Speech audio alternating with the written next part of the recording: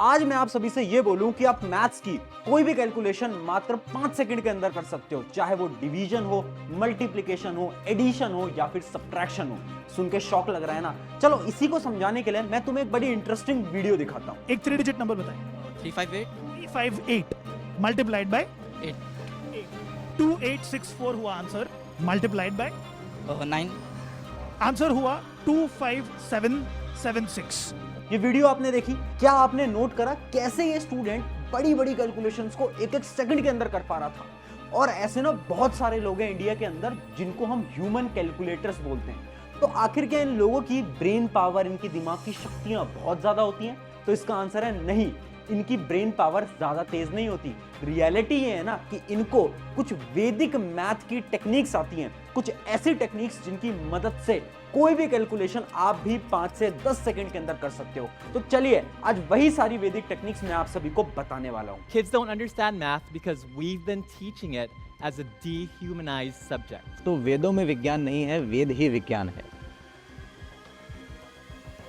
तो hi everyone, मेरा नाम है प्रशांत और आज मैं आप सभी को वैदिक मैथ्स के बारे में बताने वाला हूं। हाँ, आपने एकदम सही सुना, कुछ ऐसी टेक्निक्स जिसकी मदद से आप अपनी कैलकुलेशन को एकदम स्ट्रांग कर सकते हो। अब अगर आप एक स्टूडेंट हो या फिर किसी कॉम्पिटिटिव एग्जाम की तैयारी कर रहे हो या फिर स्कूल एग्जाम्स की तैयारी कर रहे हो, ये वीडियो आपके लिए बहुत ज्यादा इंपॉर्टेंट होने वाली है। बट सुन के आपको शॉक लग रहा होगा, क्या वैदिक मैथ जैसी चीज भी एग्जिस्ट करती है? तो इसका आंसर है बिल्कुल हाँ। इसके मैं आपको कुछ एग्जाम्पल्स देता हूं।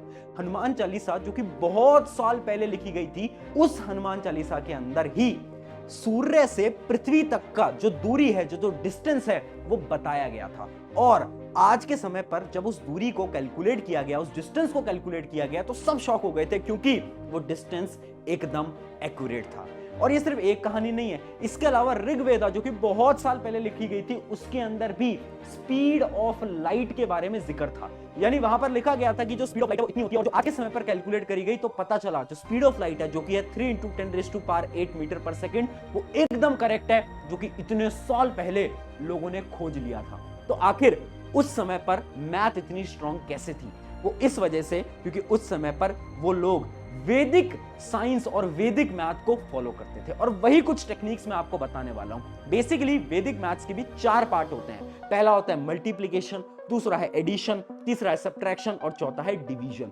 और यही आपकी मैथ कहलाती है। अब इन्हीं सारी टेक्निक्स, इन्हीं सारी ट्रिक्स को मैं बताने वाला हूं। एक एक करके जानना सारी ट्रिक्स विद एग्जांपल। बहुत ज्यादा इंटरेस्टिंग है, आपकी कैलकुलेशन स्पीड एकदम फास्ट हो जाएगी। कुछ क्वेश्चन भी आपको दूंगा जो कि आप मुझे अभी कमेंट के अंदर बता रहे होंगे। पहले स्टार्ट करते हैं विद आवर मल्टीप्लिकेशन ट्रिक। तो पहला जो अपना होने वाला है वो है वैदिक मल्टीप्लिकेशन ट्रिक्स।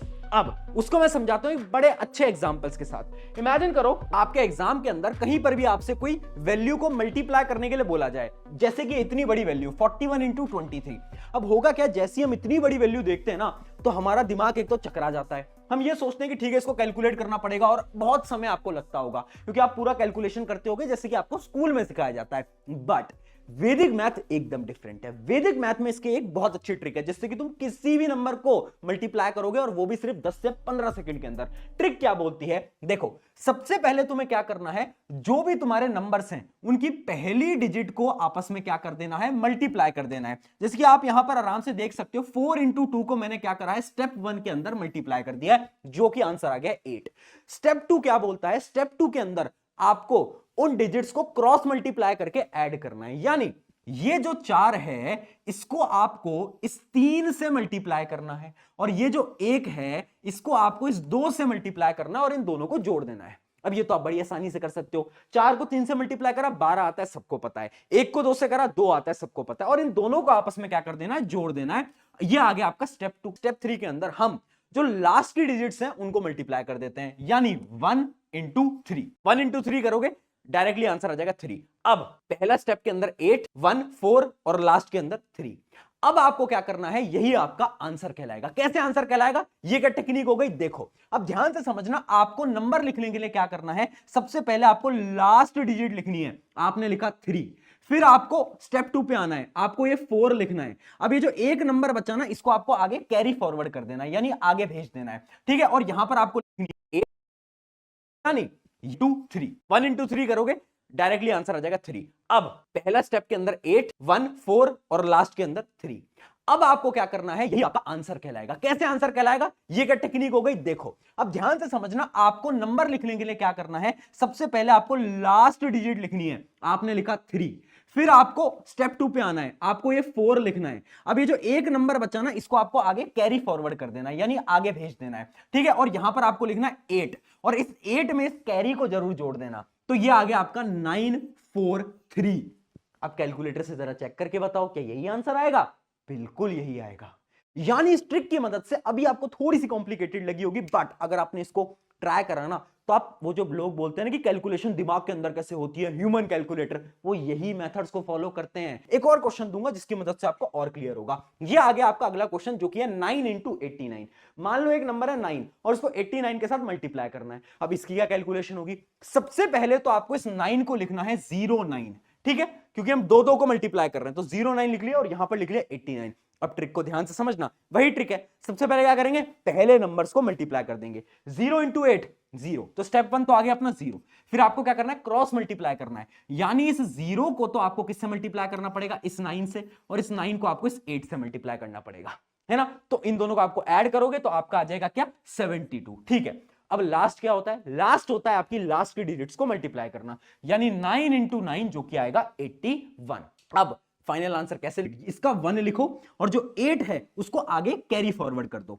अब यहां पर देखो 2 लिखा हुआ है, बट एक कैरी फॉरवर्ड 8 आया हुआ है, तो 2 + 8 कितना आ जाएगा आपका, बताओ, 0 आ जाएगा।